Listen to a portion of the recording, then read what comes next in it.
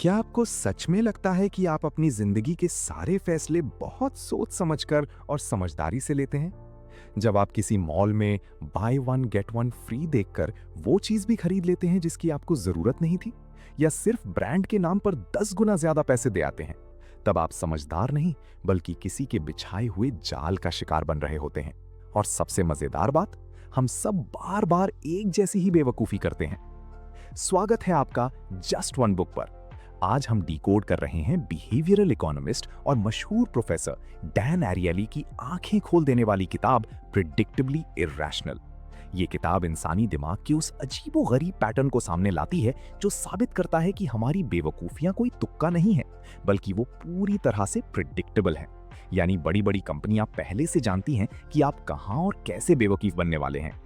दिमाग के इस अदृश्य जाल को तोड़िए और स्मार्ट फैसले लेना सीखिए। चलिए इंसानी व्यवहार की इस चौंकाने वाले सच को जानना शुरू करते हैं।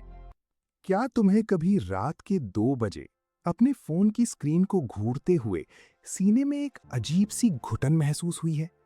एक ऐसी बेचैनी जहां लगता है कि सांस अटक रही है।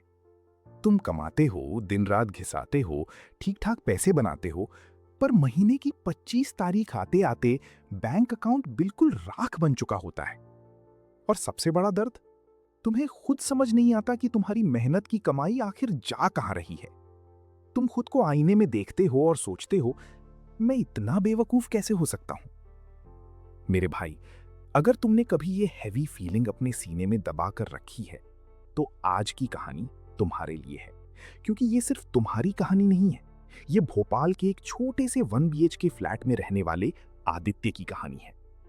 आदित्य 28 साल का एक आम लड़का, आईटी कंपनी में क्वालिटी एनालिस्ट की नौकरी करता था। उसके ख्वाब वही थे जो हम सबके होते हैं, अपने माँ बाप के लिए कुछ करना, बैंक में एक अच्छी सेविंग्स देखना और एक ऐसी जिंदगी जीना जहां ईएमआई का डर ना हो। पर हकीकत उसकी बिल्कुल अलग थी। रात के 2:15 बज रहे थे। कमरे में बिल्कुल सन्नाटा था। सिर्फ पुरानी सीलिंग फैन की टिक टिक की आवाज उस सन्नाटे को चीर रही थी। तभी आदित्य की फोन की स्क्रीन ब्लर हुई और एक मैसेज पॉपअप हुआ। Your EMI of rupees 9,500 rupees has been successfully deducted. Message देखते ही आदित्य का दिल जोर से बैठ गया। उसका पेट अजीब सा होने लगा, जैसे किसी ने उसके अंदर की सारी एनर्जी निचोड़ ली हो। उसके दिमाग का नॉइज इतना तेज था कि बाहर की खामोशी उसको काटने को दौड़ रही थी। उसने कमरे की चारों तरफ देखा। कोने में पड़े ऑनलाइन शॉपिंग के खाली डब्बे, एक महंगी वाली स्मार्ट वॉच जो उसने सेल में खरीदी थी पर कभी पहनी नहीं, और वो बड़ा सा प्रीमियम लैपटॉप जिसके लिए ये ईएमआई कटी थी। उसकी सीने में ऐसी बेचैनी थी जैसे वो एक ऐसी गाड़ी चला रहा है जिसके स्टीयरिंग व्हील पर उसका खुद का कंट्रोल ही नहीं है। वो बार बार वही गलतियां कर रहा था, अपनी ही बनाए हुए जाल में फंस रहा था। और फिर अचानक उस रात जब वो अपने फोन में इस दलदल से निकलने का रास्ता ढूंढ रहा था, उसे एक ऑडियो बुक मिली, प्रिडिक्टेबली इरैशनल। उसने थक हार कर ईयरफोन्स लगाए और प्ले बटन दबा दिया। वो सोच रहा था कि इसमें कोई बोरिंग मनी मैनेजमेंट का ज्ञान होगा, पर अगले 10 मिनट में उस बुक ने आदित्य के दिमाग का फ्यूज उड़ा दिया। एक ऐसा शॉक टू द सिस्टम जिसके बाद उसकी नींद हमेशा के लिए उड़ने वाली थी। ऑडियो बुक में बताया जा रहा था कि इंसान हमेशा लॉजिक से नहीं बल्कि बेचैनी और इमोशन से फैसले लेता है। हमारा दिमाग कैलकुलेटर नहीं है, ये एक शॉर्टकट मशीन है। आदित्य सुनता गया और उसे याद आने लगा अपना वो दिन जब उसने वो महंगा लैपटॉप खरीदा था। आदित्य का बजट 35,000 रुपए था। उसे सिर्फ एक बेसिक लैपटॉप चाहिए था अपने ऑफिस के काम के लिए। पर जब वो स्टोर में गया तो दुकानदार ने उसके सामने 3 ऑप्शंस रख दिए। ऑप्शन ए, बेसिक लैपटॉप 35,000 रुपए का। ऑप्शन बी, थोड़ा बेटर लैपटॉप 58,000 रुपए का जिसका प्रोसेसर उतना खास नहीं था। Option C, premium pro laptop 60,000 रुपए का जिसमें सब कुछ बेस्ट था। आदित्य के दिमाग ने उस दिन क्या गेम खेला था? उसने 35,000 रुपए वाले लैपटॉप को छोड़ दिया। उसका दिमाग सीधा 58,000 और 60,000 वाले लैपटॉप को कंपेयर करने लगा। उसने खुद से कहा था, भाई अगर मैं 58 के दे ही रहा हूं तो सिर्फ 2,000 रुपए और डालकर 60K वाला सबसे बेस्ट क्यों ना ले लूं? और फिर उसने क्रेडिट कार्ड निकाला और स्वाइप कर दिया। 35,000 रुपए का बजट, 60,000 रुपए का खर्चा। ईयरफोन्स में आवाज गूंज रही थी। यहीं पर खेल शुरू होता है। मजेदार बात यह है कि तुम्हारा फैसला उस 60,000 वाले लैपटॉप की वजह से नहीं बदला। तुम्हारा फैसला उस बीच वाले 58,000 के लैपटॉप की वजह से बदला। उस बीच वाले लैपटॉप का असली काम बिकना नहीं था, उसका काम तुम्हें सबसे महंगे वाले ऑप्शन की तरफ धक्का देना था। इसे दुनिया की बड़ी बड़ी कंपनीज डिकॉय इफेक्ट या दिखावटी ऑप्शन कहती हैं। ये सुनते ही आदित्य के रोंगटे खड़े हो गए। उसके दिमाग में चलने वाला शोर अचानक रुक गया। उस 58,000 वाले लैपटॉप की वैल्यू वैसे भी खराब थी। वो बनाया ही इसलिए गया था ताकि 60,000 वाला डिकॉय के सामने एक सस्ती और बेहतरीन डील लगे। बड़ी कंपनीज जानती हैं कि इंसान का दिमाग चीजों की अकेले वैल्यू नहीं निकाल पाता, वो कंपेयर करके फंस जाता है। आदित्य को पिछले कई सालों में पहली बार महसूस हुआ कि वो बेवकूफ नहीं है, वो फेलियर नहीं है। उसकी ये जो उम्मीद और बेचैनी थी एक अच्छी लाइफ जीने की, उस बेचैनी का, उसके इन ह्यूमन इमोशंस का मार्केट बहुत चालाकी से फायदा उठा रहा था। वो एक कठपुतली की तरह नाच रहा था उन डील्स और ऑफर्स के इशारों पर। उस रात की उस खामोशी में, उस घुटन भरे कमरे में आदित्य ने एक लंबी सांस ली। उसके सीने का बोझ थोड़ा हल्का हुआ। उसे आखिरकार समझ आ रहा था कि उसके इरैशनल, बेवकूफी भरे फैसले कितने प्रिडिक्टेबल थे। पर सच्चाई अभी सिर्फ थोड़ी सी ही सामने आई थी। कितने और जाल थे जिनमें वो हर रोज फंस रहा था, और क्या वो कभी इस मेंटल मैट्रिक्स से बाहर निकल पाएगा? आदित्य ने अपनी आंखें खोली और ठान लिया, अब और नहीं, अब वो इस दिमाग के खेल को समझ कर रहेगा। आदित्य की उस सुबह की शुरुआत एक नई उम्मीद के साथ हुई थी। उसने रात भर प्रिडिक्टेबली इरैशनल के चैप्टर सुने थे।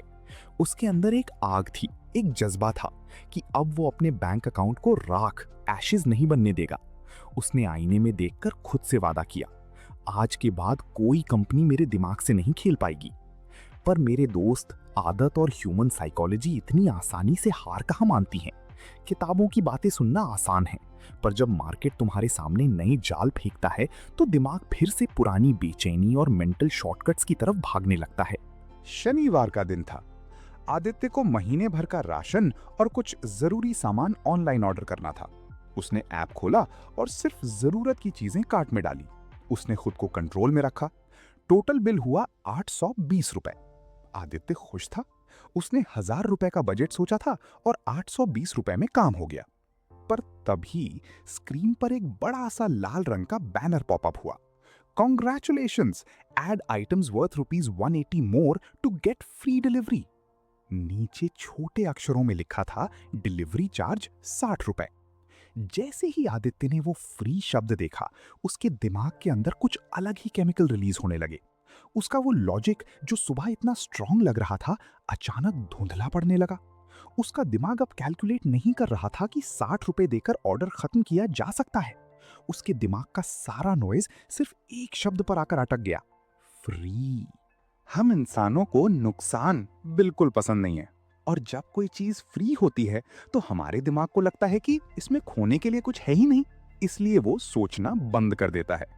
आदित्य के अंदर का वो पुराना इंसान फिर से हावी हो रहा था। वो अगले 5 मिनट तक स्क्रीन को घूरता रहा। उसका अंगूठा लगातार फोन को स्क्रॉल कर रहा था। 180 रुपए ही तो और डालने हैं, 60 रुपए क्यों वेस्ट करूं? उसने खुद को समझाया। और उस फ्री डिलीवरी की बेचैनी में उसने 250 रुपए का एक इंपोर्टेड कॉफी का डब्बा कार्ट में डाल दिया, जिसे वो शायद ही कभी पीता। टोटल बिल हो गया 1,070 रुपए। उसने जल्दी से पे नाउ पर क्लिक कर दिया। Payment successful. स्क्रीन पर ग्रीन टिक आते ही पहले तो एक डोपामिन हिट मिला कि चलो डिलीवरी चार्ज बचा लिया, लेकिन अगले ही पल उस पुराने सीलिंग फैन की आवाज के बीच आदित्य की सीने में वो वैसी ही अजीब सी घुटन वापस आ गई। उसका पेट अजीब सा होने लगा। उसने अभी अभी क्या किया? उसने 60 रुपए बचाने के लिए 300 रुपए ऐसी चीज पर खर्च कर दिए जिसकी उसे कोई जरूरत नहीं थी। एक फ्री शब्द ने उसकी सुबह की सारी उम्मीद पर पानी फेर दिया था। वो बेड पर बैठ गया और दोनों हाथों से अपना सर पकड़ लिया। मैं फ्रॉड हूं। मैं एक ही रात में सब भूल गया। मेरे सारे ख्वाब बस इस फोन की स्क्रीन पर आकर राख बन जाते हैं, उसने खुद से कहा। कमरे का सन्नाटा आज और भी ज्यादा चुभने लगा था। पर यही वो पल था जहां आदित्य को टूटना नहीं था। उसने अपने फोन को फेंकना चाहा, पर फिर उसे ऑडियो बुक की आवाज याद आई। उसने जल्दी से ईयरफोन्स लगाए और वही चैप्टर दोबारा प्ले किया। ऑथर की आवाज गूंजी, कंपनी फ्री में कुछ देती जरूर है, लेकिन अक्सर वो चाहती है कि बदले में कुछ और मिले।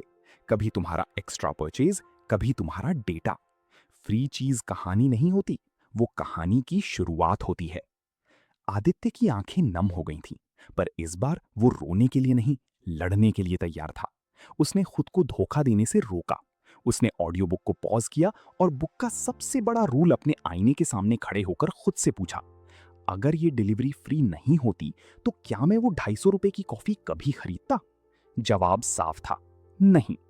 उसके दिमाग में चलने वाला शोर अचानक थम गया। उसने एक लंबी सांस ली, अपना फोन उठाया और कैंसिल ऑर्डर का बटन दबा दिया। Refund initiated. आदित्य ने फोन साइड में रख दिया। उसके सीने से एक बहुत बड़ा बोझ हट गया था। ये कोई बहुत बड़ी जीत नहीं थी, पर ये उसकी पहली सच्ची जीत थी। उसने उस फ्री शब्द की ताकत को हरा दिया था, जो हमारी जरूरत नहीं बढ़ाता, सिर्फ हमारी बेचैनी और एक्साइटमेंट बढ़ाता है। उस रात आदित्य को समझ आ गया था कि उसका दिमाग उसका सबसे बड़ा दुश्मन भी है और दोस्त भी। फ्री देखकर उसकी नीयत फिसली जरूर थी, पर इस बार उसने अपने इंटेलेक्ट, अपने लॉजिक को वापस बुला लिया था। वो समझ गया था कि फ्री वर्ड एक स्पॉटलाइट की तरह काम करता है, जिसमें बाकी सारी जरूरी बातें अंधेरे में चली जाती हैं। आदित्य अब धीरे धीरे अपनी उस दलदल से बाहर निकल रहा था, पर उसे नहीं पता था कि अगले दिन उसके सामने एक ऐसी चुनौती आने वाली थी जहां पैसे का लेन देन नहीं, बल्कि उसकी खुद की ईगो और ओनरशिप का एहसास उसके रास्ते में खड़ा होने वाला था। एक ऐसी चीज जो उसे लगता था उसकी अपनी है, पर असल में वो एक और बड़ा साइकोलॉजिकल ट्रैप था। जिंदगी में सबसे बड़ा दर्द वो नहीं होता जब कोई और हमें धोखा देता है। सबसे भयानक घुटन तब होती है जब हमें पता होता है कि हम खुद को धोखा दे रहे हैं और फिर भी हम चुप रहते हैं। भोपाल में उस रात तेज बारिश हो रही थी। आदित्य के उस छोटे से 1 BHK फ्लैट की खिड़की से पानी की बूंदें अंदर आ रही थी, पर उसकी आंखें उस 60,000 रुपए वाले नए प्रीमियम लैपटॉप की स्क्रीन पर टिकी थी। आज उस लैपटॉप को खरीदे हुए ठीक 13 दिन हो चुके थे। ई कॉमर्स वेबसाइट की रिटर्न पॉलिसी कहती थी 14 days no questions asked return, यानी अगर वो चाहता तो आज रात 12 बजे से पहले उस बटन को दबाकर अपना ऑर्डर कैंसिल कर सकता था। अपनी वो 9,500 रुपए की राष्ट्र करती EMI से हमेशा के लिए आजाद हो सकता था। पर आदित्य का हाथ कांप रहा था। उसके सीने में इतना भारीपन था जैसे किसी ने 100 किलो का पत्थर रख दिया हो। उसने उस लैपटॉप पर अपना मनपसंद वॉलपेपर लगा लिया था, अपनी सारी फाइल्स ट्रांसफर कर ली थी।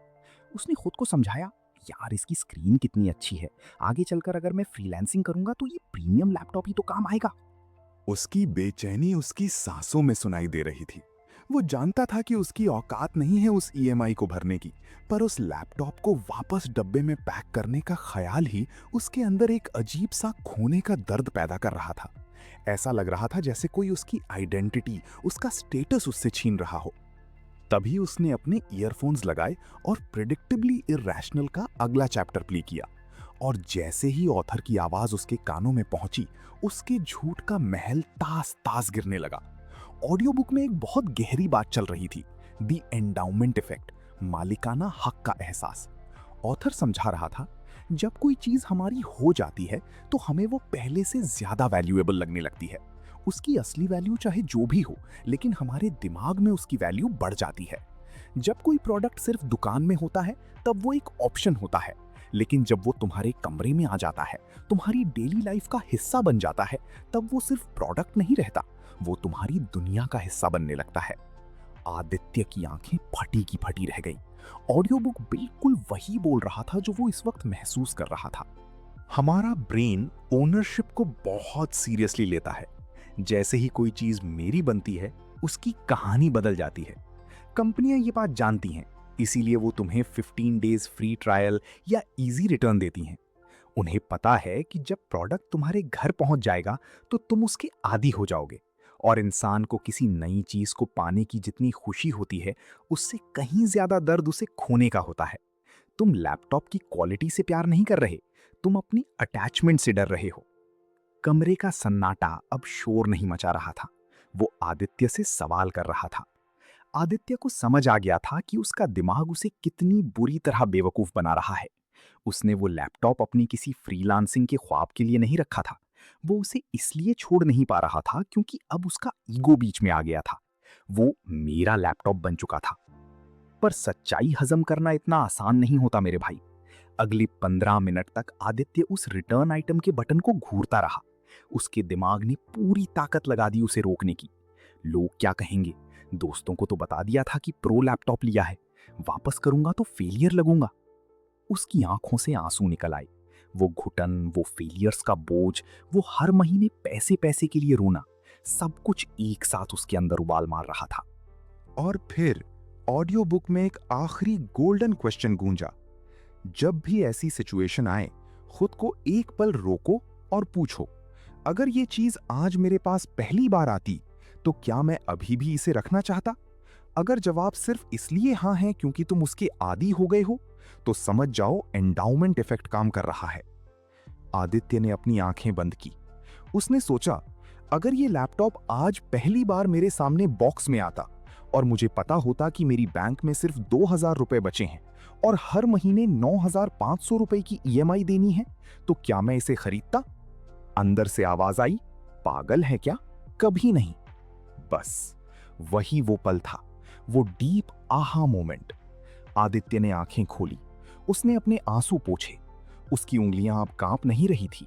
उसने माउस पकड़ा, कर्सर को रिटर्न आइटम पर रखा और बिना एक सेकंड और सोचे क्लिक कर दिया। Return initiated, pickup scheduled for tomorrow. Aditya ने लैपटॉप शट डाउन किया, उसके सारे वायर्स निकाले और उसे वापस उसके डब्बे में पैक कर दिया। उसने उस डब्बे को सील किया और कमरे के कोने में रख दिया। अचानक एक अजीब सा सुकून, कमरे की वो हैवी फीलिंग, वो छाती पर रखा हुआ 100 किलो का पत्थर अचानक हवा हो गया था। उसने आज एक लैपटॉप वापस नहीं किया था, उसने अपनी उम्मीद को वापस पा लिया था। उसने उस एंडाउमेंट इफेक्ट को हरा दिया था जो उसकी गरीबी का मजाक उड़ा रहा था। वो आंसू जो अभी तक उसकी बेबसी के थे, अब उसके जुनून और आजादी के आंसू बन गए थे। उसने समझ लिया था कि सच्ची समझदारी पैसे बचाने में नहीं, अपने दिमाग की इन इनविजिबल साइकोलॉजी ट्रिक्स को समझने में है। आदित्य अब रोने वाला लाचार लड़का नहीं था। वो एक नया आदित्य बन चुका था जो अपने दिमाग को पढ़ना सीख गया था। अब मार्केट उसे नहीं चलाने वाला था, वो अपने फैसले खुद चलाने वाला था। भोपाल की उस बरसाती रात को बीते अब 6 महीने हो चुके हैं। आज रात 2 बजे आदित्य की आंख खुलती है, पर किसी बैंक के उस बेचैन करने वाले ईएमआई रिडक्शन मैसेज से नहीं। वो उठता है, एक ग्लास पानी पीता है और आईने में खुद को देखकर मुस्कुराता है।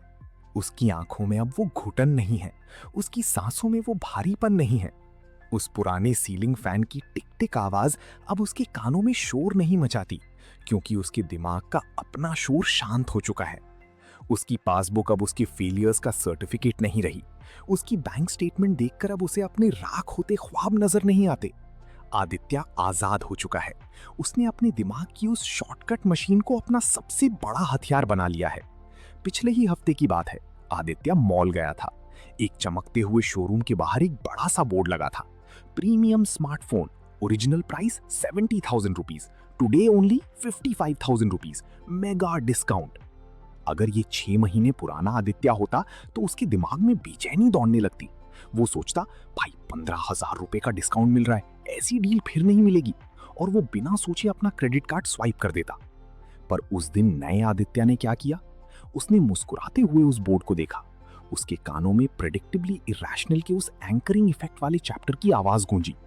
आदित्य समझ गया था कि उस कंपनी ने 70,000 रुपए का वो बड़ा नंबर सिर्फ उसके दिमाग में एक एंकर यानी लंगर डालने के लिए रखा था। उस फोन की असली वैल्यू कभी 70,000 रुपए थी ही नहीं। वो 70,000 का झूठ इसलिए दिखाया गया था ताकि 55,000 सस्ता और रीजनेबल लगे। आदित्य ने वही आखिरी सवाल पूछा, अगर मैंने ये 70,000 रुपए का बोर्ड कभी देखा ही नहीं होता तो क्या मैं एक फोन के लिए 55,000 रुपए देता? जवाब अंदर से साफ आया, नहीं। आदित्य बिना एक सेकंड रुके वहां से आगे बढ़ गया। उसने एक इल्यूजन यानी भ्रम को हरा दिया था। मेरे भाई, आदित्य तो इस मेंटल मैट्रिक्स से बाहर निकल गया, पर तुम्हारा क्या? कब तक इस दलदल में फंसकर अपने सपने जलाते रहोगे? कब तक ईएमआई के डर से, आखिरी तारीखों के खौफ से, अपनी पसंद की लाइफ जीने से डरोगे? हम इंसान हैं, हमारी बेचैनी और इमोशंस नॉर्मल हैं, पर किसी और को इसका फायदा क्यों उठाने दें? आज इस वक्त मैं तुम्हें वो रास्ता दे रहा हूं जो आदित्य ने अपनाया था। ये सिर्फ किताबी ज्ञान नहीं है, ये तुम्हारी आजादी का ब्लूप्रिंट है। अगर तुम अगले 30 दिन इन 4 रूल्स को अपनी लाइफ में उतार लो तो मैं वादा करता हूं तुम्हारा बैंक अकाउंट और तुम्हारा सुकून दोनों दुगने हो जाएंगे। तुम्हारा step by step action plan, the road map out of the matrix. Step 1, the decoy filter, तीसरे ऑप्शन का धोखा। जब भी तुम कोई चीज खरीदने जाओ, चाहे वो मूवी टिकट हो, लैपटॉप हो या रेस्टोरेंट का कॉम्बो मील, और तुम्हारे सामने 3 ऑप्शंस रखे हों, तो तुरंत अलर्ट हो जाओ। समझ लो कि बीच वाला ऑप्शन डीकॉय सिर्फ तुम्हारा दिमाग घुमाने के लिए रखा गया है, ताकि तुम सबसे महंगा वाला ऑप्शन चुनो। एक्शन, अपने हाथ से उस बीच वाले ऑप्शन को छुपा लो।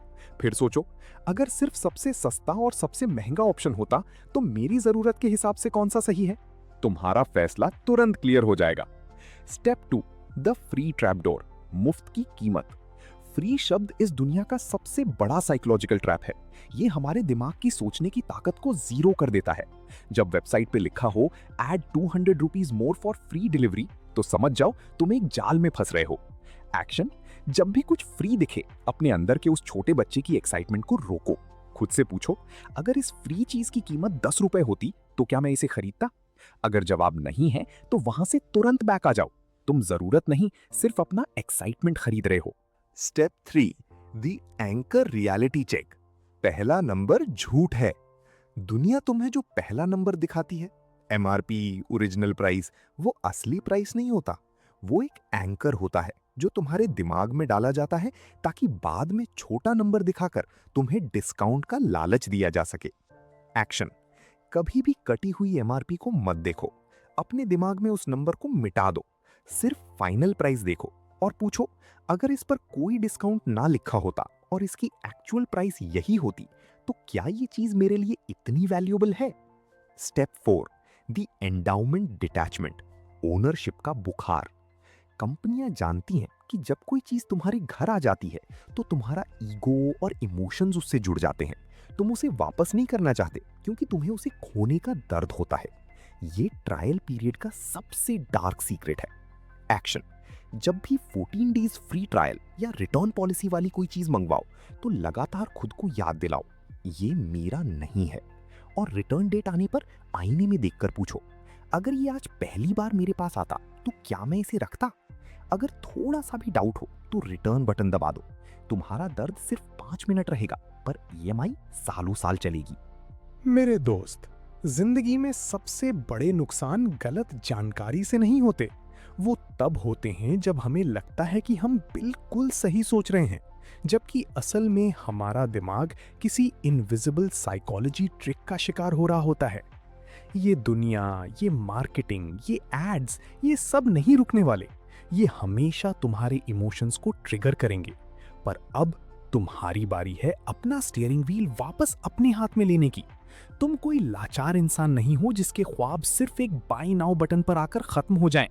अपने दिमाग को जगाओ, एक पल रुको, सवाल पूछो, और जिस दिन तुमने ये करना शुरू कर दिया, उस दिन तुम सिर्फ एक कस्टमर नहीं रहोगे, तुम एक कॉन्शियस डिसीजन मेकर बन जाओगे। उस दिन बाजार तुम्हें नहीं चलाएगा, तुम अपने फैसलों को खुद चलाओगे। उठ जाओ मेरे भाई, तुम्हारा वक्त अब शुरू होता है। दोस्त, डैन अरीली हमें एक बहुत गहरी बात समझाते हैं कि अपनी कमियों और मानसिक कमजोरियों को स्वीकार करना ही समझदारी की पहली सीढ़ी है। जब आप ये जान जाते हैं कि आपका दिमाग कहाँ और कैसे भावना में बहकर गलत फैसले लेता है, तो बड़ी बड़ी कंपनियां और चालाक लोग आपको कभी बेवकूफ नहीं बना सकते। भावनाओं के जाल से बाहर निकलिए और होश में फैसले लीजिए। क्या आप भी आज से मार्केटिंग के इस फ्री वाले और इमोशनल जाल से बचने के लिए तैयार हैं? कमेंट्स में नो मोर इरैशनल लिखकर अपनी समझदारी का सबूत दें। अगर इस वीडियो ने आपके दिमाग की बत्ती जलाई है तो इसे लाइक करें और जस्ट वन बुक को सब्सक्राइब करें। इंसानी दिमाग की हर